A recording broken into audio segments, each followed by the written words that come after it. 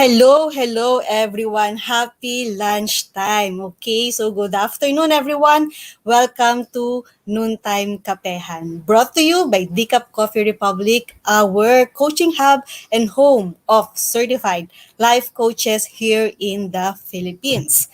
We are now on our month 2 here in Noontime Kapehan, our daily coaching conversation reliving the Kapehan Night with Master Coach A, where she talks about life, love, relationships, career, money, and anything under the sun, including the sun.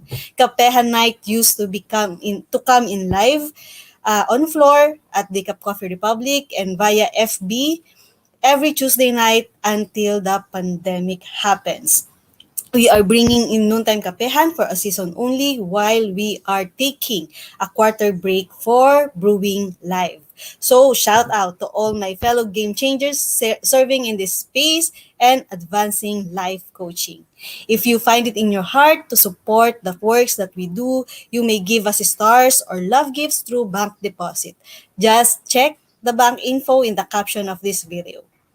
For your food and beverages, Decaf Coffee Republic is open from 9 a.m. to 8 p.m. for dine-in, pick-up, and delivery. Order through 0917-586-1661 and avail of free gratitude journal prompts for you or someone you wish to bless during this time where stress is affecting many people. The practice of gratitude is proven to promote mental wellness. And talking about mental wellness, Master Coach A has officially launched the Be Learning Society, the tent maker of Be Learning, home for mental fitness, and Decaf Coffee Republic is hosting the Be Learning e-card that unlocks opportunities to smarter living with monthly perks. First is the 5% food and beverage discount from Decaf Coffee Republic. Second is the Mental Model Masterclass by Master Coach A, happening every third Saturday of the month. And third perk is the 90-minute coaching session with senior coaches from the Life Coach Philippines. For next month's Mental Model Masterclass is scheduled on June 19, 7 p.m. Master Coach A will teach the Mental Model Barbell, which is to discover how you can develop mental fitness by regularly lifting of mental model barbell. Parang ano lang din yan, sa gym. So physically, we to for us to have muscles, to have for us to develop strength in our body, in our muscle. Nag-lift tayo ng barbell, di ba? So here, we also need to develop our mental muscles through regularly lifting our mental model barbell.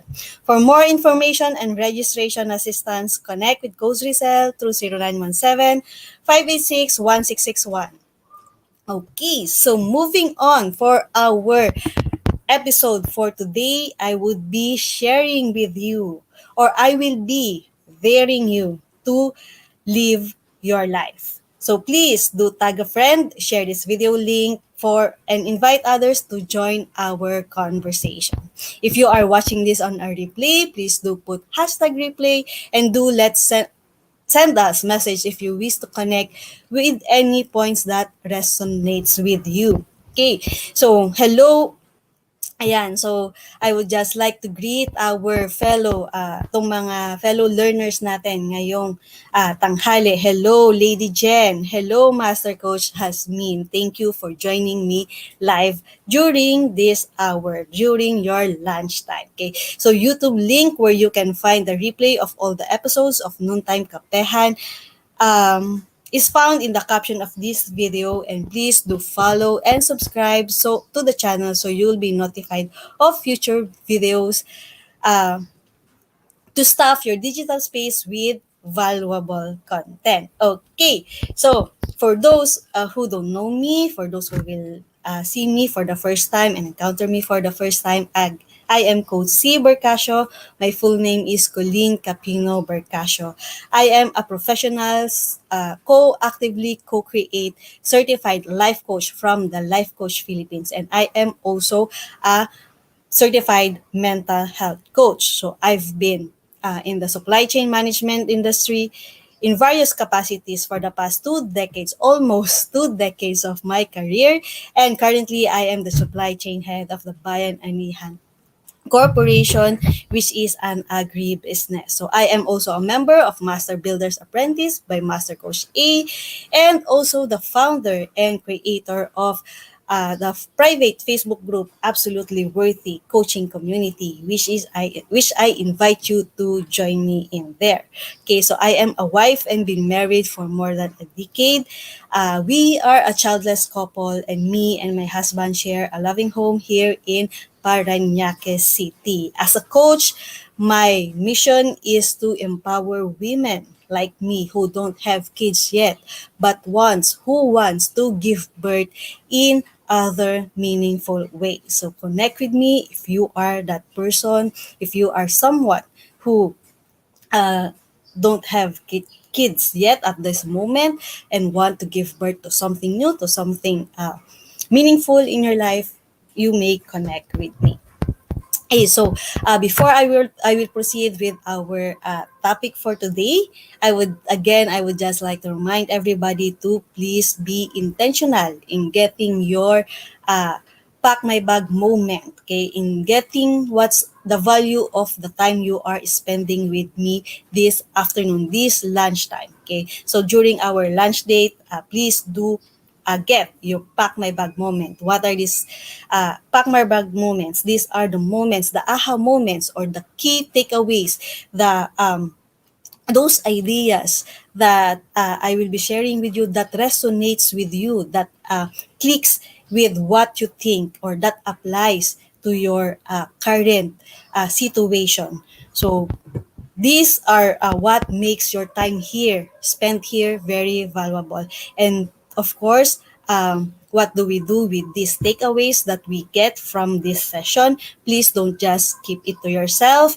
Please do share it with a friend, share it in your timeline, share it in your Facebook page or Facebook group with the hashtag Pack My Bag Moment. And also, I would like to please do put also the hashtag Noontime Kapehan to give context to it and for others to know where you have learned it from.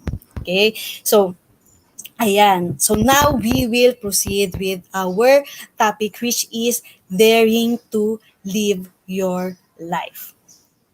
Okay, so what I have first, I have a question for you. Okay, so what is it you want most from this life? What is it that you have dreamed the most, or the result that you want the most in this life? Okay, so if you could put your answer in the comment, I would love to see and respond to it. Okay, so hello, Coach Nords from Team Nord, Coach Saivel. Yeah, so Coach Nord is tagging our fellow coaches. Hello, Mayor Leonard Cales. Hi, Coach Partner, Coach Glacy. Hello, Coach Cherry. Okay, so what is it that you most want from this life? Okay, is it happiness?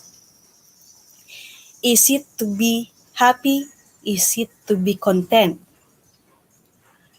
Or is it to have a comfortable life? Is Are these any of what you want to achieve in your life? Okay, so sabi dito ni Master Coach Jasmine, I want to fulfill my divine purpose. Okay, so sabi ni Coach Sherry, mukhang makulimlim daw doon sa Benguet ngayon. So I was just there last week. Kakauwi ko lang nitong last Friday. So yes, medyo may mga panahon talaga na maulan ng konti doon. Pero I still love the weather there. Malamig, hindi katulad dito sa atin sa metro. Medyo pinagpapawisan po tayo, pasensya na. Ayan, na medyo mainit. Sabi nga nila, lagi daw naka-on ang aircon ng mga taga Benguet. So sana dito sa Manila, i-on din nila ang aircon natin. Okay, so yan, sabi ni Mayor Leonard, ang kanyang what he wants most in life is his self-esteem. Okay, so Coach Nord, same din. So, okay, so nagmamatch ang ating future couple coaches na ba to? Okay, so Yes, free ang aircon dyan sa Benguet. So, Coach Sherry, I want to live my life to the fullest. I want to live my purpose. Okay. So, if the things that you want in life are those that I mentioned earlier, which is it to be happy, is it to be content, or is it to be comfortable? Okay, I would like to challenge that goal, or I would like to challenge that uh, that's what you desire in your life. Bakit? Kasi if really we just want to live happy all the time, or we just want to live content all the time, or we just want to be comfortable all the time, hindi kaya medyo magiging boring yung ating buhay. Okay, wala masyadong excitement. Of course, when we attain that contentment, di ba? So, kontento na ako. And then, when we have that feeling of contentment, medyo nagkakaroon tayo ng lal, or parang nagiging relax tayo. And then, we have that feeling of not we don't want to move, we don't want to grow, we just want to stay where we are, especially when it is comfortable for us. Okay, so instead of I would just like to compare it with the heartbeat monitor sa hospital. I'm not sure how to ano yung pangalan doon. So baka meron sa inyong nakakaalam kung anong pangalan ng monitor na nasa hospital, where yung heartbeat natin nakikita natin, 'di ba? So pag yung pag meron tayong heartbeat, okay, 'di ba parang yan yung may lines, tapos may pataas, pababa, ganyan. And then may line pataas, pababa. Okay? So I just saw this in movies, pero 'di ba pag tuloy-tuloy na yung linya nun, ibig sabihin medyo deads na yung ating pasyente sa hospital. So hangga't ang graph doon ay may pataas, may pababa, may pataas, may pababa, ibig sabihin buhay pa ang ating pasyente. So I would like to compare the life that you have today with that device. Sige, wala pang nakakapagsabi sa atin kung ano yung pangalan ng device na yun. Pero just compare our life with that device. Does your life have that high moments and low moments? Okay? Minsan masyadong maliit lang yung movement. Mayroon namang cases na malalaki yung movement. Okay? So, or is your life heartbeat, life beat, flat? Okay. So, I was in that stage. I experienced that stage in my life where I just feel apathy. Walang masyadong emosyon. Parang I've experienced that I don't really have that feeling of very happy or very excited. And I don't also have that feeling of very sad. Or yung tipong, yung lugmok na sad. Wala din. Pero because of those, wala yung mga highs and lows na yon in my feeling. Parang feeling ko lang, ang tingin ko lang sa buhay ko talaga, yung life beat ko ay flat lang. And I came to a point and asked myself that, ano ba, tawag doon, anong nangyari sa buhay ko? Nabuhay ba talaga ako? Or I was just like a zombie na, or someone undead na, ano lang, just goes through life without feeling anything. Not feeling sadness, not feeling grief, not feeling difficulty, not feeling pain. I've numbed myself to pain. Pero at the same time, I don't also feel happy. I don't feel joyful. I don't feel any excitement in my life. Okay, so, sino sa inyo yung nakaranas ng ganyang part sa kanilang buhay?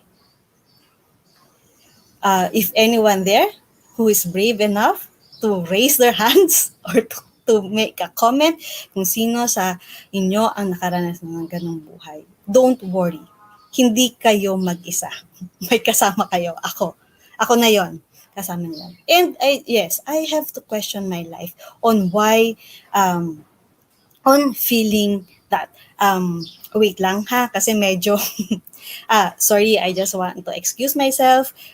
Really have to turn on the fan so that I will not sweat this way. Sorry, just for a moment.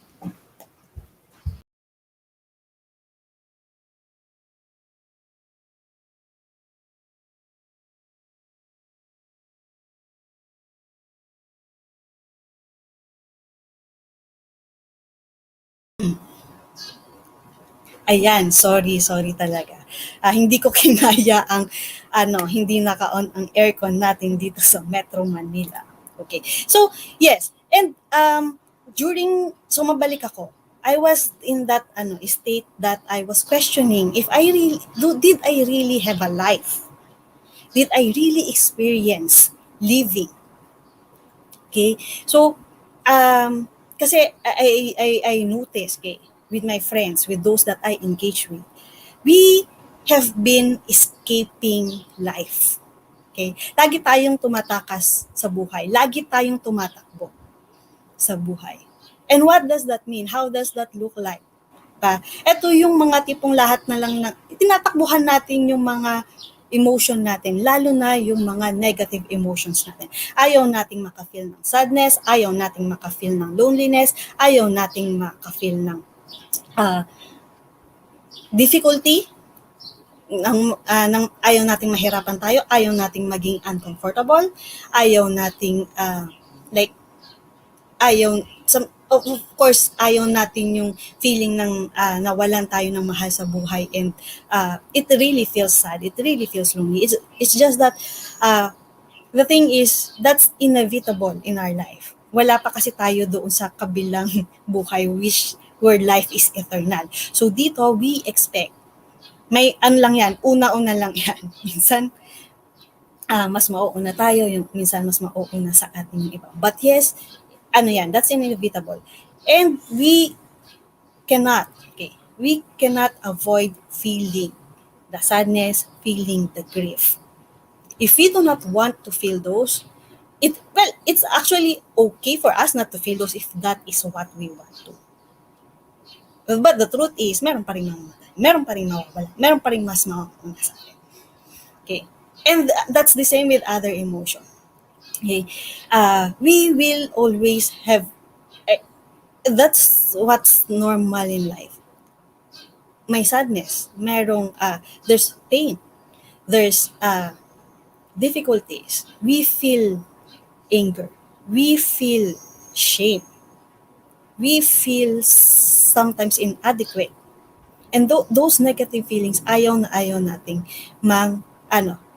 maramdaman yon. Okay? Tinatakasan natin lagi yung mga ganong feeling. Okay, how else? Okay? How else are we running away from life? Okay? Another way is that when we don't push ourselves to grow. Because yun nga, mahirap.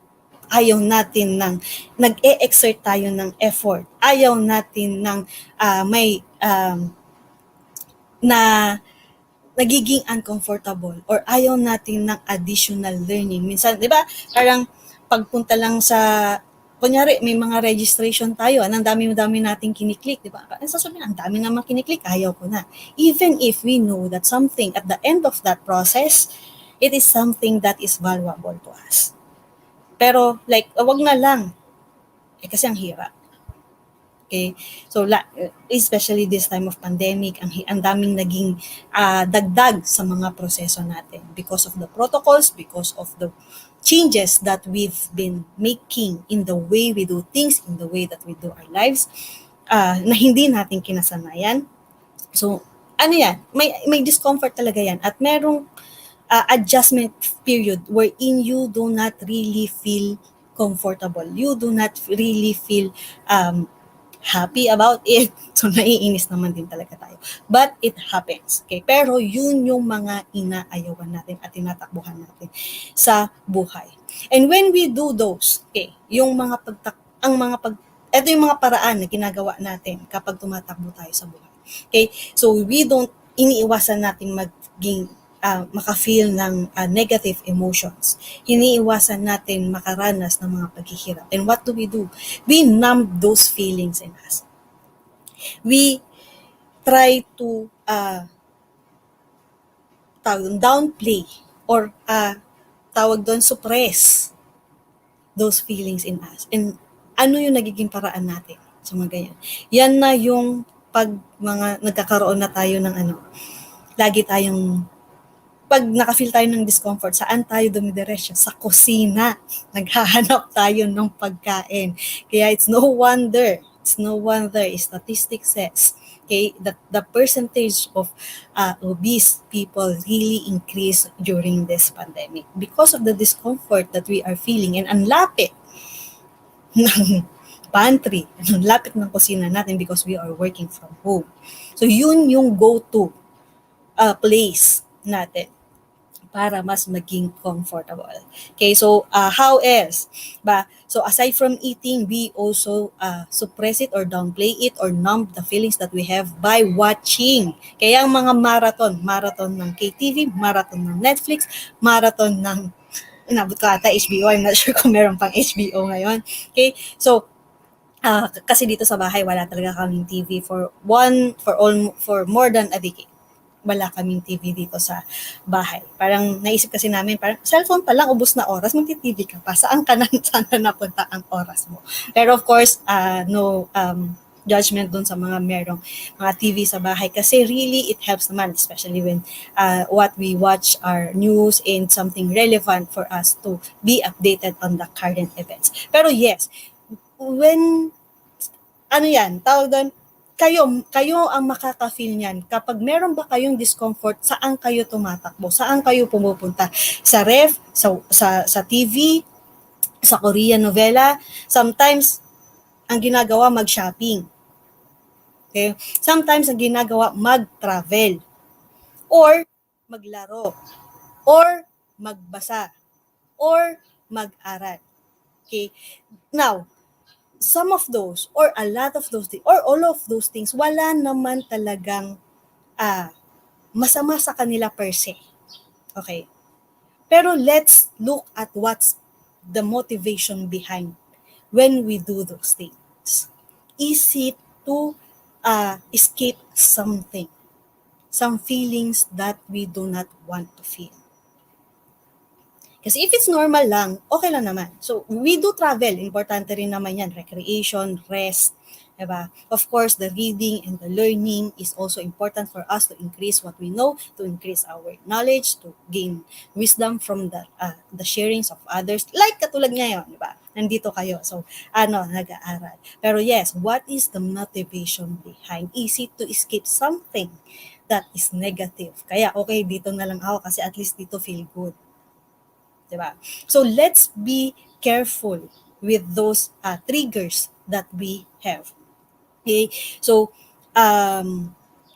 ayun, yung iba nga nagsha-shopping, medyo ngayon yata nabawasan ng konti kasi pandemic. Medyo hassle yung pumunta sa mall. Although parang marami na rin ngayon yung mga nasa mall. It seems like wala nang tawag doon, back to normal as they say. So marami ng tao. Hindi nga lang yung activities yan nga lang. Wala masyado. But yes, we go there. Now, okay lang naman yon. Pero what is the motivation behind of going there?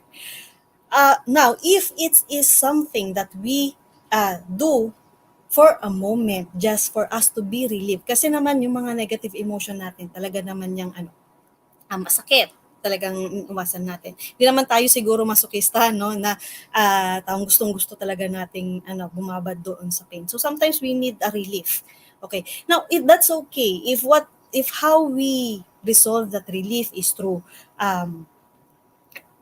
eating, through watching, through shopping, traveling, learning, reading, playing, it's okay. Pero just be conscious. Okay, just be conscious and aware of the time that you're spent. Kasi sa totoo lang, pagbalik natin, after natin nag-spend ng ilang oras doon, pagbalik natin, nandiyan pa rin naman yung problema. Hindi naman talaga yan nawawala. Iniwasan lang natin, tinakbuhan lang natin.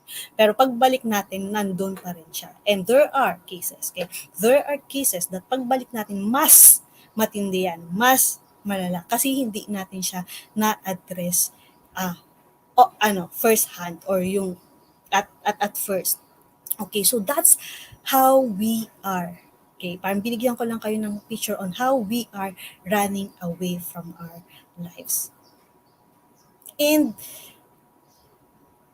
uh, of course, that's also based on my experience. And at the end of the day, at the end of so many years, it's not really something that I am, that na proud or na talagang gusto kong naranasan. Parang kung maibabalik ko lang, okay, kung maibabalik ko lang ang oras, madami akong gustong baguhin. Pero syempre, we cannot, uh, we cannot go back to the past. So, we can only do something now so that we can change something in our future.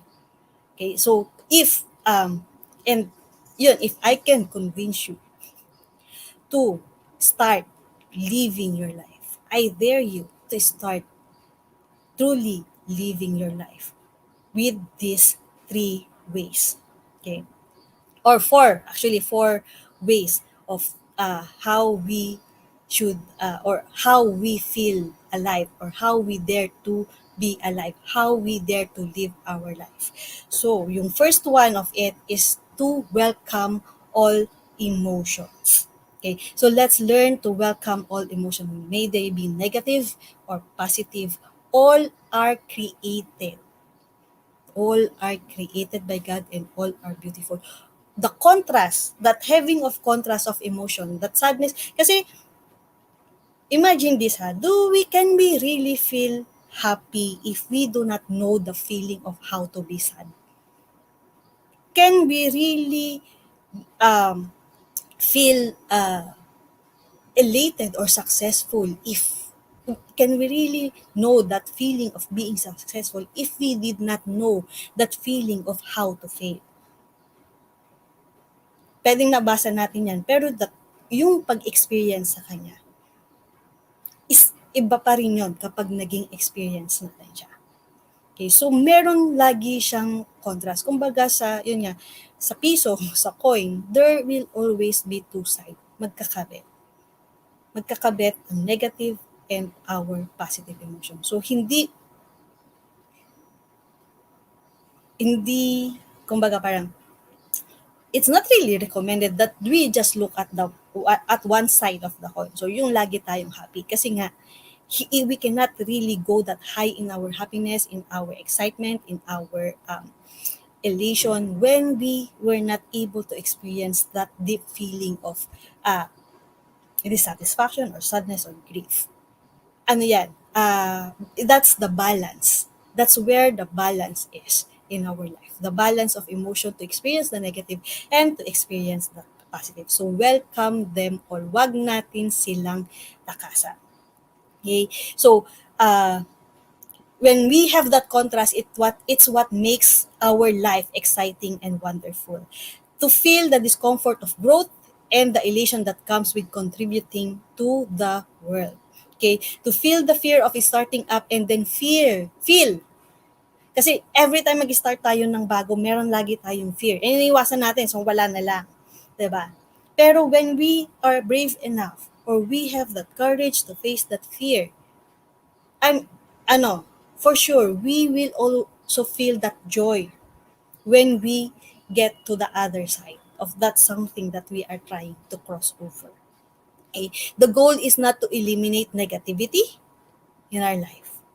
The goal is to use that contrast to our advantage in order to grow to the next version of ourselves, to build upon our experience and make difficult decisions, to keep moving forward so that life keeps flowing in us, so that we will always feel that we are alive. Okay, so that we will always feel that we are truly living our life. So that's the first one, welcome all emotions. The second is to dare to be unique. Okay? are unique. You are unique. Hindi tayo magkapareho. Kahit identical twins yan, magkaiba ang thumb mark. Magkaiba ang footprints, magkaiba ang meron yan, sinasabi nila, ear mark. Okay? Hindi meron lagi yung pagkakaiba. And through their lives, through our lives, we will have different experiences, we will encounter different people, and we will have different way of processing the things that goes in our lives. So we are unique. So dare to be unique and dare to show up unique. Oh, so there is something from you that nobody else can bring to the world. That sabi nga ni there's a coach that told me, okay, that difference, when you are different from somebody else, that is actually wonderful. Ibig sabihin, you have something to contribute na hindi kayang i-contribute ng ibang tao. You can bring something on the table na hindi kayang dalhin ng ibang tao. Okay, so if you are sitting in a corner watching, playing, uh, just eating for a long time, okay, being comfortable with yourself, we are missing you. The world is missing you. The world is missing what you can contribute. Okay. The world will miss that which is you as part of the contribution to the overall evolution of humankind. Diba? So, nami-miss ka namin kasi hindi ka namin nararamdaman. So, magparamdam ka. Magparamdam ka, buhay ka pa ba? Ayan. Okay, so, dare to be unique. The third one is to take risk. To take risk. I was looking for my yung so doon sa mga familiar na doon sa mga suki na ng Time Kapehan, if you were able to catch that, I have a Luffy portrait here that says there, if you don't take risks, you have no future, which is true.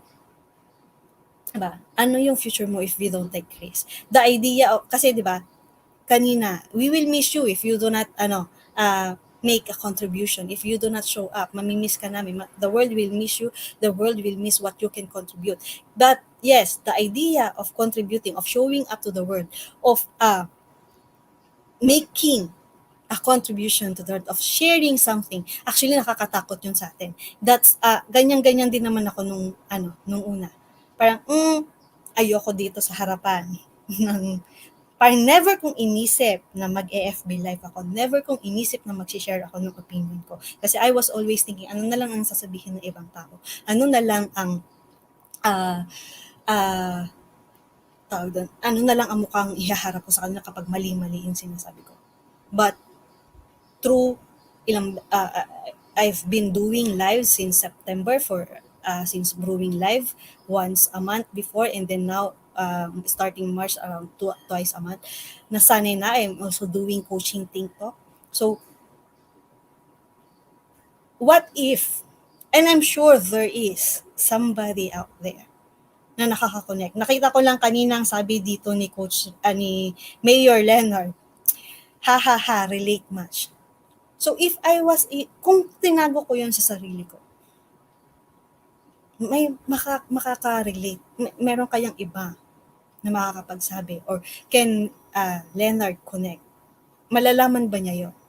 And will he know that somebody else is also experiencing something that he is experiencing? Diba? So, yung mga nakukuha natin from here, the lessons that we do, the pack my bag moments that we have, if I was not able to show up here, if my fellow coaches, if other coaches were not able to show up here, meron bang malalaman doon? Hindi natin alam. There is somebody there that is just waiting for us, for our message to connect with them. So take risk. Yes, ang dami nating inisip. Anong sasabihin ng iba? Anong mukhang ihaharap natin sa iba? Pero we can shift that. Isipin naman natin. Paano? Ano naman sasabihin ng mga taong natulungan ko? Kahit isa lang yan. Kahit makapal yung mukha ko nandito, basta may natutulungan ako kahit isang tao. I will be here in front of the camera, in front of uh, FB, sharing the message that I want to share. Because it is unique to me. And I am taking the risk of, that feeling of shame, that feeling of rejection, that feeling of, nakakahiya, diba? But yes, may matutulungan tayo. Eh, the idea of contribution, the idea of evolving, of growing, the idea of showing up and offering yourself to the world seems super overwhelming, diba? So it seems like we need to have something unique, we need to have already a creation, diba? Ay, paano iharap ko, wala naman akong alam. wala namang wala namang may contribute yan. We have that we have that narrative in our minds at the start. Don't worry, yan, normal yata yan talaga. So that need of to have something already available that that is valuable that we can share. Okay, and we do not want to come here in front empty-handed. So, but okay, so during this, when you step up, when you show up, doon mo yan madidiscover eh. Ano ba talaga yung something unique from you? Akala mo lang wala, pero actually, the more you express, the more you show up, the more you become yourself. Doon mo makikita what's that something unique from you that you can contribute that is very valuable to your community, to your family, to the world. Okay? So risk yourself, risk your happiness, risk your comfort for the sake of being alive, for the sake of daring to live your life, for showing up for something that maybe you've never done before. So think of all the innovation. So, di ba, ang dami-dami nating invention ngayon. Itong laptop, itong camera, meron na ako ngayong ring light. Okay? So, paano na lang pag walang nakaisip niya? Paano na lang pag walang nag-step up? Malamang, nandun pa rin tayo sa kung saan tayo dati. Sa cave, buti nga may fire, buti naging matapang yung naka-discover ng fire, naka-discover ng wheels, naka-discover ng mga inventions na to. Kasi kung wala, kung they didn't take risk. They were not able to face their fears and still proceed. Baka hindi ito yung buhay na meron tayo ngayon. Okay, so that's the third, take risk. The fourth one is to pursue things that makes you grow. Okay, so for us to feel alive, for us a way to there for us to live our life is to pursue the things that makes us grow. Pursue your dreams and your passion. Okay, so the people who have the most feeling of being alive are the ones that keep being willing to grow, to set new goals, to set new challenges, and to pursue new things. Okay, let's value more the growth and the way that we evolve versus contentment and comfort. So desire for growth, the willingness to be uncomfortable, the willingness to fail. Okay. So hindi naman talaga 'yon nakakasaya. Hindi naman talaga 'yon it does not make us really feel happy. In fact, it makes us feel scared. Pero somehow there is that feeling of excitement. This is something new. Ano kaya yung bago natin? Di ba? Lagi tayong excited pag may mga bago sa atin. So kung ganun din sana tayo ka-excite sa mga bagong ginagawa natin sa buhay. So that's like setting up goals. Kung hindi mo naman talaga ginagawa. Or kung na-achieve mo na yung goals mo dati, so set up na yun. Okay. So you will feel negative emotions accompanying that, but also you will feel those positive emotions together with it. Takambal yan. Okay. So, many of those who are willing to put themselves out there have found a way to be happy in pain, to understand that the pain and the discomfort and the grind and the work that they do, the difficulties na mga pinagdadaanan nila, is the happiest thing they could be doing. So, instead of yung being happy or being comfortable in a way na okay, dito lang ako, walang masyadong sakit, not much pain, not much movement in my life, comfort. So it's a different kind of satisfaction that we feel when we take risks, when we pursue our dreams, when we want to feel all the emotions, when we dare to be unique. So it is a different kind of satisfaction that we have. Okay, so versus yung mga false pleasures, diba?